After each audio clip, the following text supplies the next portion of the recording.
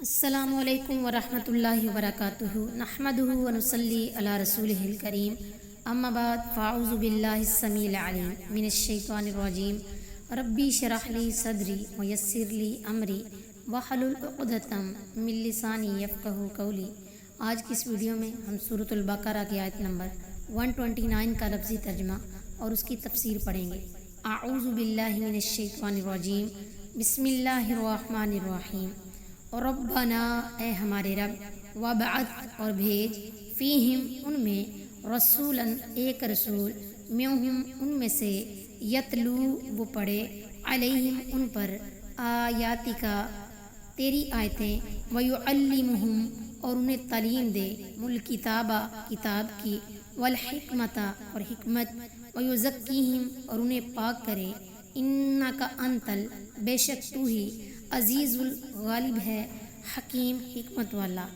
اے ہمارے رب، اور انہی میں سے ایک رسول بھیج جو ان پر تیری آیتیں پڑھے اور انہیں کتاب و حکمت سکھائے اور انہیں پاک کرے، بے شک تو ہی سب پر غالب کمال حکمت والا ہے۔ ابراہیم اور اسماعیل علیہ السلام کی دعا کا خاتمہ ہے۔ رسولاً سے مراد نبی کریم صلی اللہ علیہ وسلم ہے، کیونکہ اسماعیل علیہ السلام کی اولاد میں آپ صلی اللہ علیہ وسلم کے سوا کوئی دوسرا نبی نہیں ہوا۔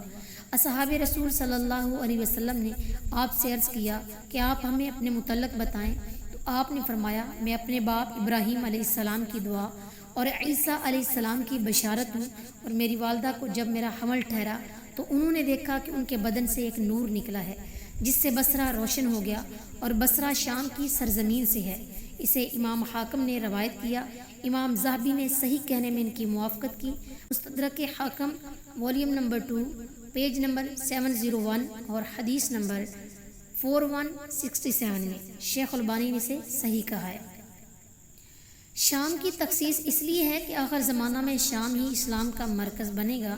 عیسیٰ علیہ السلام کا نزول بھی شام میں ہوگا، اور حدیث میں جس گروہ کے قیامت تک حق پر رہنے کی خبر دی گئی ہے وہ بھی شام میں ہوگا۔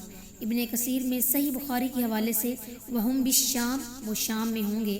الکتاب سے مراد قرآن مجید اور والحکمہ سے مراد حدیث پاک ہے، اور اسلام کے بنیادی اصول یہی دو ہیں۔ پاک کرنے سے مراد شرک اور گناہوں سے پاک کرے اور اطاعت و اخلاص کی تعلیم دے۔ انکا انتا ضمیر مقرر لانے کی روا العزیز پر الف لام سے دورہ حصر پیدا ہو گیا، اس لیے تو ہی ترجمہ کیا گیا ہے۔